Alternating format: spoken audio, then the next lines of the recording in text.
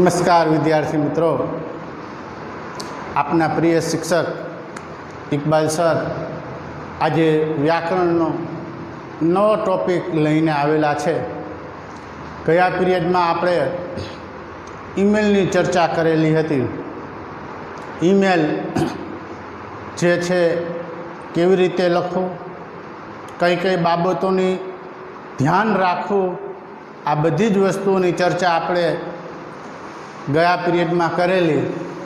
આજે આપણે વ્યાકરણના મુદ્દા સાથે શરૂઆત કરીએ।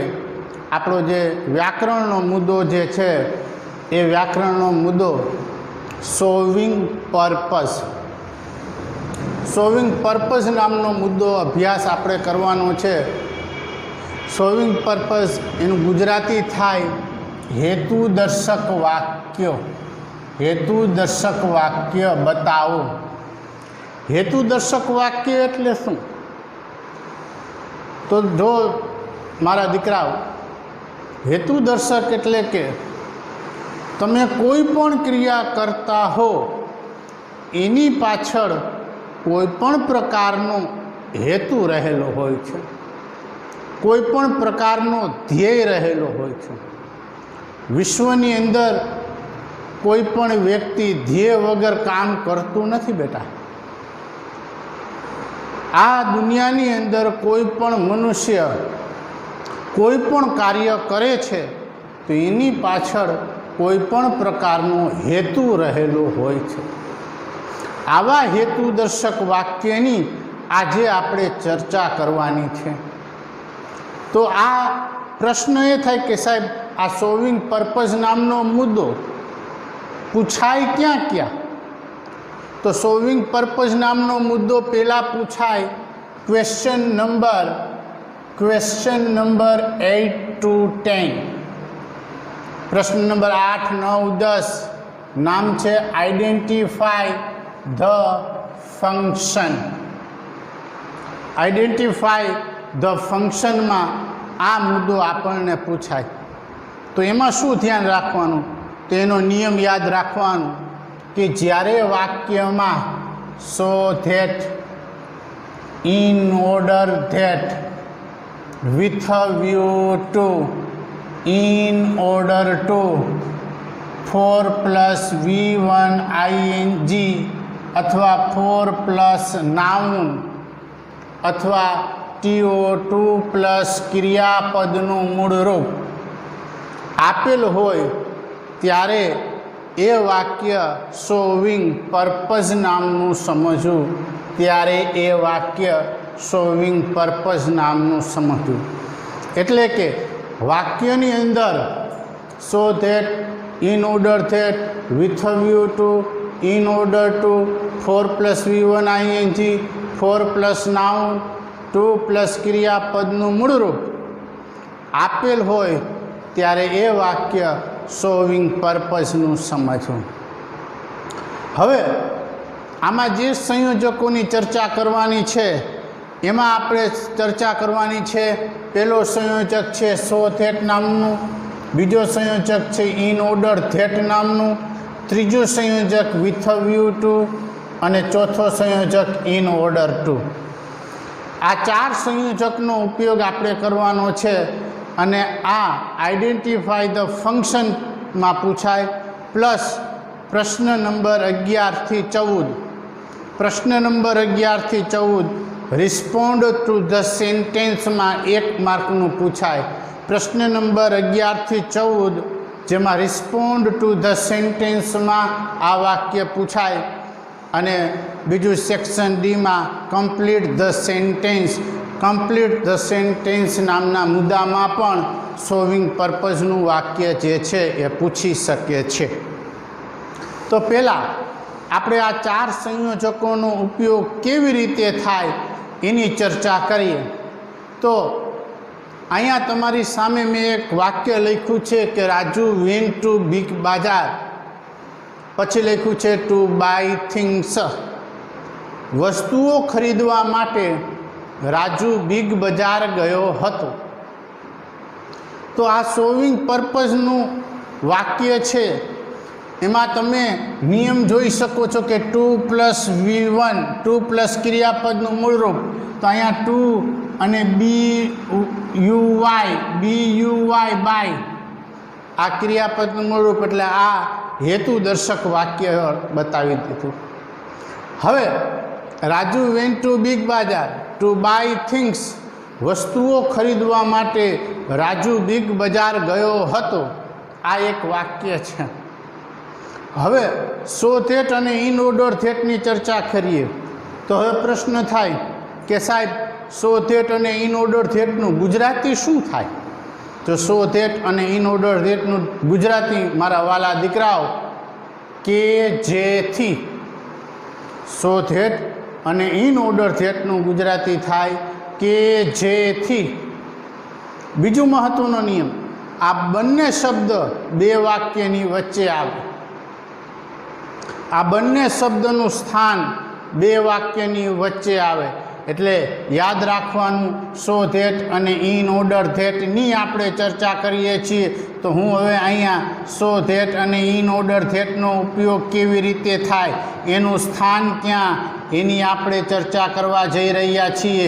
તો હવે આ સો થેટ અને ઇન ઓર્ડર થેટ, સો થેટ અને ઇન ઓર્ડર થેટ, આની આપણે ચર્ચા કરીએ. તો સો થેટ અને ઇન ઓર્ડર થેટ, આનું સ્થાન ક્યાં, તો એ લખીએ. પહેલાં બે વાક્યોની વચ્ચે આવે, બે વાક્યોની વચ્ચે આવે, બંનેનું ગુજરાતી થાય કે જેથી. બે વાક્યોની વચ્ચે આવે, આ એનું સ્થાન નક્કી થઈ ગયું છે કે ભાઈ આ બે વાક્ય હોય ત્યારે જ આવે અને બે વાક્યની વચ્ચે આવે. તો પ્રશ્ન થાય કે સાહેબ અહીંયા તો તમે એક જ વાક્ય લખ્યું છે, અહીંયા તમે એક જ વાક્ય લખ્યું છે અને અહીંયા તમે એમ કહો છો કે બે વાક્યની વચ્ચે આવે, તો શું? તો જો બેટા મારા વાલા દીકરાઓ, અહીંયા ધ્યાન કે રાજુ વેન્ટ ટુ બિગ બજાર, રાજુ બિગ બજાર ગયો હતો. શું કામ ગયો હતો? તો ટુ બાય થિંગ્સ, વસ્તુઓ ખરીદવા માટે. તો ટુ બાય થિંગ્સ એ હેતુદર્શક વાક્ય છે. આ જે વાક્ય લખેલું છે એને હેતુદર્શક વાક્ય કહેવાય. આ હેતુદર્શક વાક્ય છે. અને રાજુ વેન્ટ ટુ બિગ બજાર, આને મુખ્ય વાક્ય કહેવાય. આ મુખ્ય વાક્ય, આ મુખ્ય વાક્ય છે. એટલે હવે આપણે આને એક વાક્યને બે વાક્યમાં રૂપાંતર કરવાનું છે મારા વાલા દીકરાઓ. એક વાક્ય છે એને આપણે બે વાક્યમાં રૂપાંતર કરવાનું છે. તો સફેદ ચોકથી મેં જે લખેલું છે, સફેદ ચોકથી મેં જે લખેલું છે એને મુખ્ય વાક્ય કહેવાય. સફેદ ચોકથી મેં જે લખીને બતાવેલું છે એને મુખ્ય વાક્ય કહેવાય. અહીંયા જો હું લખીને પાછું બતાવું છું કે રાજુ, પછી લખું વેન્ટ ટુ બિગ બજાર. આ કમ્પ્લીટ ધ સેન્ટેન્સમાં મારા વાલા દીકરાઓ તમને છાપીને આપે. કમ્પ્લીટ ધ સેન્ટેન્સમાં આટલું છાપીને તમને આપે છે. કમ્પ્લીટ ધ સેન્ટેન્સની અંદર તમને મુખ્ય વાક્ય છાપીને આપે છે. જે મેં અહીંયા તમને સફેદ ચોકથી લખીને બતાવેલું છે એ મારા વાલા દીકરાઓ તમને છાપીને આપે છે. તમારે એ બેઠે બેઠું જોઈને લખવાનું હોય. હવે તમને એમ કીધું હોય કે સો થેટનો ઉપયોગ કરો, તો આપણે સો થેટનો ઉપયોગ કરવાનો. જો તમને એમ કીધું હોય કે ઇન ઓર્ડર થેટનો ઉપયોગ કરો, તો આપણે ઇન ઓર્ડર થેટનો ઉપયોગ કરવાનો. બેનું ગુજરાતી થાય કે જેથી, કે જેથી. આ એનું ગુજરાતી. બંને શબ્દો બે વાક્યની વચ્ચે આવે. અહીંયા આપણે જોઈ શકીએ છીએ કે પહેલાં મુખ્ય વાક્ય લખ્યું છે, પછી અહીંયા મને માની લ્યો કે સો થેટનો ઉપયોગ કરવાનું કીધું તો મેં સો થેટ લખ્યું. મને અહીંયા ઇન ઓર્ડર થેટનો ઉપયોગ કરવાનું કીધું તો મેં ઇન ઓર્ડર થેટ લખ્યું. જેનો ઉપયોગ કરવાનું કીધું હોય એ શબ્દ હું લખું છું. હવે આસો થેટ અને ઇન ઓર્ડર થેટ પછી મારે હેતુ દર્શક વાક્ય લખવાનું. હેતુ દર્શક વાક્ય, આ હેતુ દર્શક વાક્ય લખવાનું. હેતુ દર્શક વાળું વાક્ય લખવાનું એટલે ટુ બાય થિંગ્સ એમને લખવાનું? ના સર, ટુ બાય થિંગ્સ એમને લખવાનું? ના સર આને આ વાક્ય લખવાનું? ના બેટા, એને એ વાક્ય નહીં લખવાનું. કારણ કે આપણે બે વાક્ય બનાવવાનું છે, આપણી પાસે એક વાક્ય તૈયાર છે. હવે હેતુ દર્શકવાળા વાક્યમાં તમે જોઈ શકો છો ટુ બાય થિંગ્સ એટલું જ આપ્યું છે. આમાં કર્તા ને ક્રિયાપદ આપેલ નથી. સર તમે કહો છો ક્રિયાપદ નથી, તો ટુ બાય તો ક્રિયાપદ છે. ના મારા વાલા દીકરા, એ ક્રિયાપદ ન કહેવાય, એને ઇન્ફિનિટિવ ટુ કહેવાય. એને ઇન્ફિનિટિવ ટુ કહેવાય, સામાન્ય કૃદંત કહેવાય. એને ટુ પ્લસ ક્રિયાપદનું મૂળરૂપ હોય તો એને ક્રિયાપદ ન કહેવાય, એને ઇન્ફિનિટિવ ટુ એટલે કે સામાન્ય કૃદંત કહેવાય મારા દીકરા. એટલે આ ક્રિયાપદ નથી. તો આપણે શું કરવાનું? તો આપણે બેટા વાક્ય બનાવવાનું. તો વાક્ય બનાવવા માટે પહેલાં શું જોઈએ? કર્તા. તો અહીંયા કર્તા લેવાનું. તો સર આ કર્તા ક્યાંથી લઈ આવવાનું? તો મુખ્ય વાક્યમાં જે કર્તા આપેલ હોય તે લખવું. અહીંયા હું તમને લખીને બતાવું છું કે વાક્યમાં કર્તા ક્યાંથી લઈ આવવાનું. તો મુખ્ય વાક્યમાં જે કર્તા આપેલ હોય તે કર્તાનું સર્વનામ લેવું. મુખ્ય વાક્યમાં જે કર્તા આપેલ હોય તે કર્તાનું સર્વનામ લેવું. સર સર્વનામ એટલે શું? સર સર્વનામ, હા, નામની જગ્યાએ લખવામાં આવતો શબ્દ એટલે સર્વનામ. દાખલા તરીકે અહીંયા રાજુ છે તો હું અહીંયા રાજુ નહીં લખું.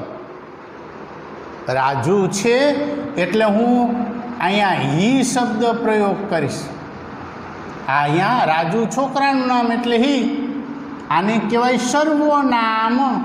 આ રાજુ માટે મેં હી શબ્દ પ્રયોગ કર્યો, આને સર્વનામ કહેવાય. આ સર્વનામ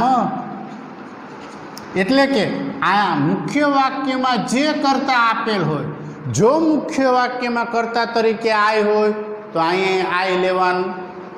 અહીંયા મુખ્ય વાક્યમાં કર્તા વી હોય તો અહીંયા વી લેવાનું. અહીંયા યુ હોય તો અહીંયા પણ યુ લેવાનું.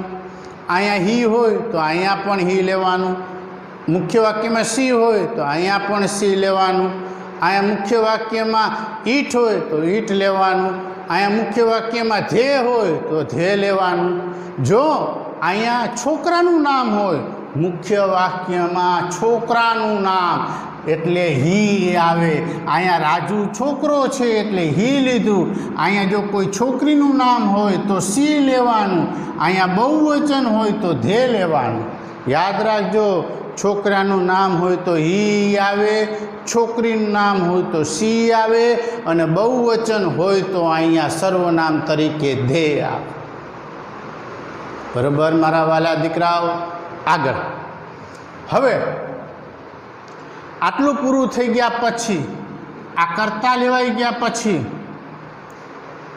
હવે જો મુખ્ય વાક્ય વર્તમાન કાળમાં હોય, જો મુખ્ય વાક્ય વર્તમાન કાળમાં હોય તો કેન અથવા મે લેવું. જો મુખ્ય વાક્ય વર્તમાન કાળમાં હોય તો કેન અથવા મે લેવું.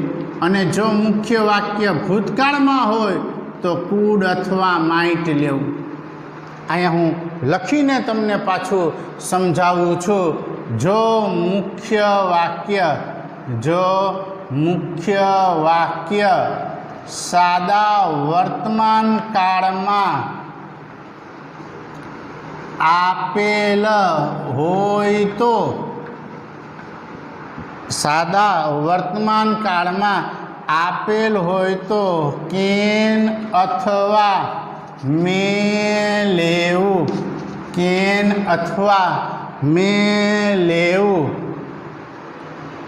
જો મુખ્ય વાક્ય સાદા ભૂતકાળમાં, જો મુખ્ય વાક્ય સાદા ભૂતકાળમાં આપેલ હોય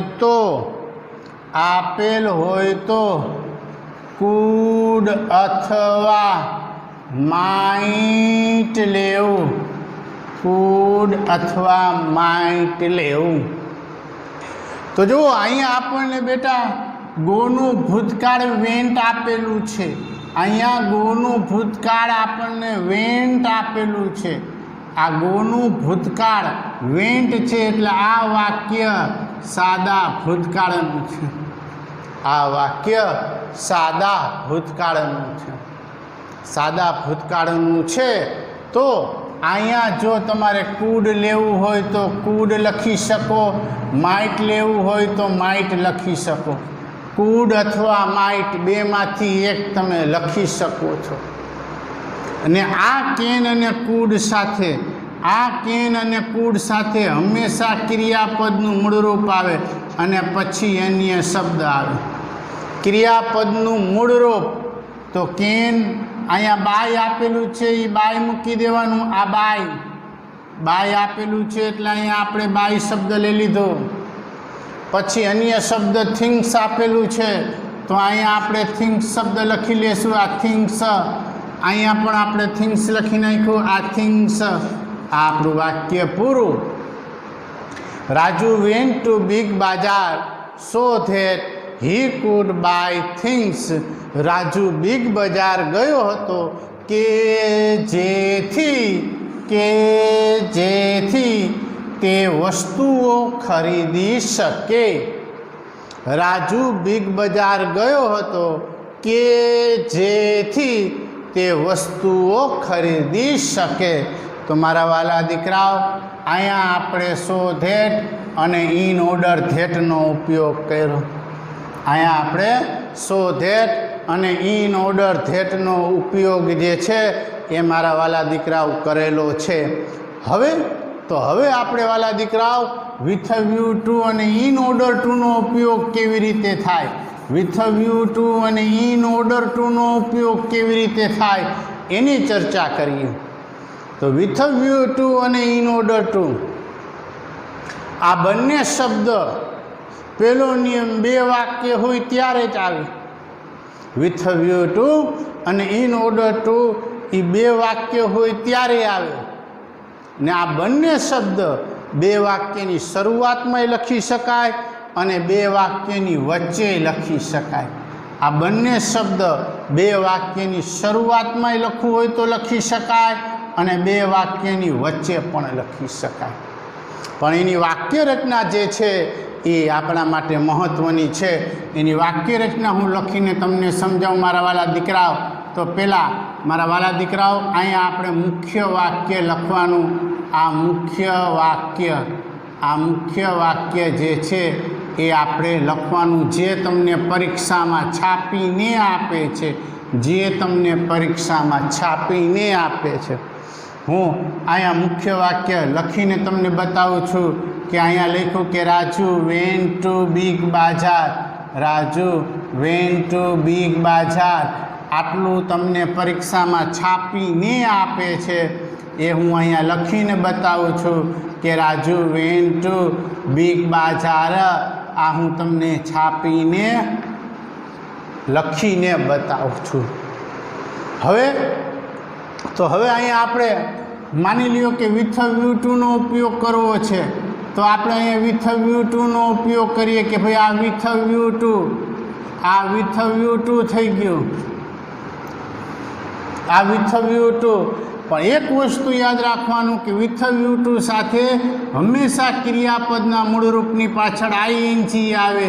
વિથ વ્યૂ ટુ સાથે હંમેશા ક્રિયાપદના મૂળરૂપની પાછળ આઈએનજી આવે.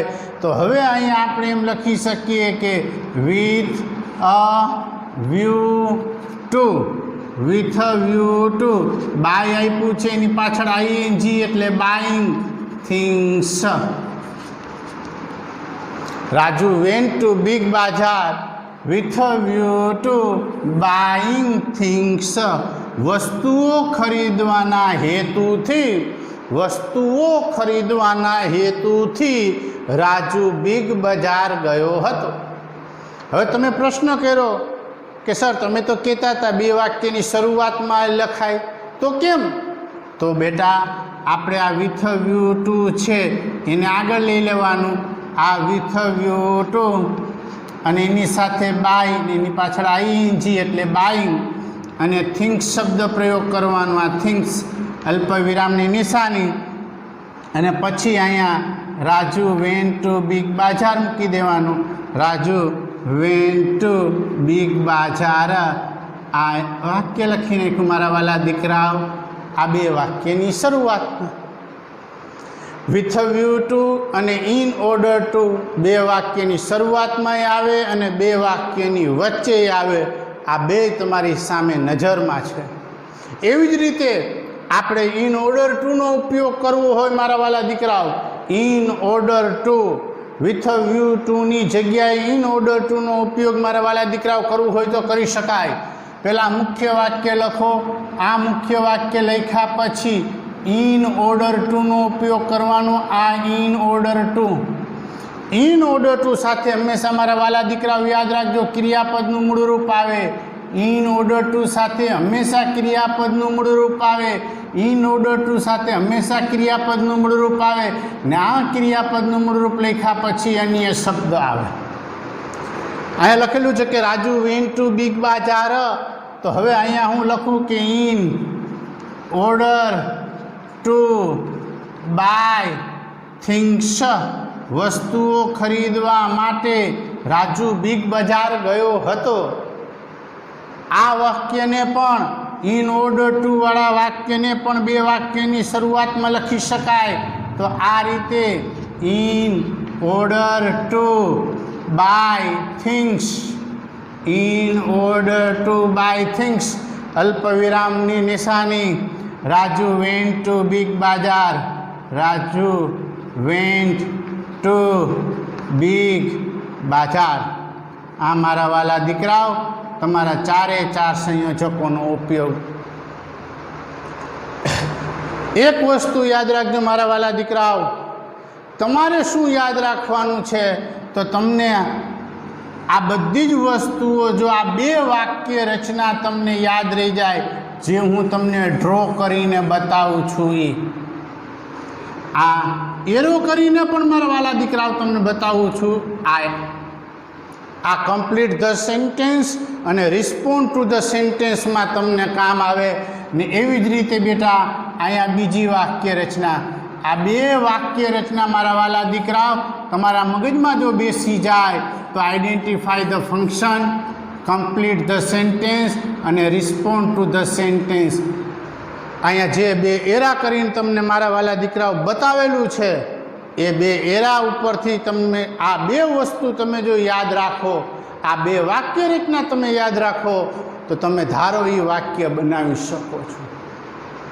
આ ટોપિકમાં so that, in order that, with view to, in order ટુનો ઉપયોગ કરતાં શીખવાનું છે. આ રીતે આપણે વિથ વ્યૂ ટુ અને ઇન ઓર્ડર ટુનો ઉપયોગ જે છે એ કરી શકીએ છીએ. એક વસ્તુ યાદ રાખો, કમ્પ્લીટ ધ સેન્ટેન્સમાં તમને જે વાક્ય આપેલું હોય એ વાક્યનો હેતુદર્શક વાક્ય લખવાનું આવશે.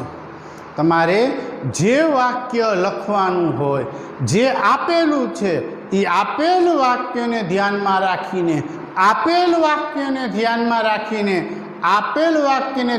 રાખીને તમારે હેતુદર્શક વાક્ય લખવાનું આવે. એટલે કે જે વાક્ય આપેલ છે એનો હેતુ શું છે એ દર્શાવવા માટે so that, in order that, with view to, in order ટુનો ઉપયોગ કરી સોવિંગ પર્પઝનું વાક્ય જે છે એ બનાવવાનું પૂછી શકે છે. આ તમારી સમક્ષ મારા વાલા દીકરાઓ સંપૂર્ણ નિયમ સાથે તમારે આખા ટોપિકમાં અહીંયા જે બે એરા કરીને બતાવેલા છે, આ બે એરા એ તમારી વાક્ય રચના છે.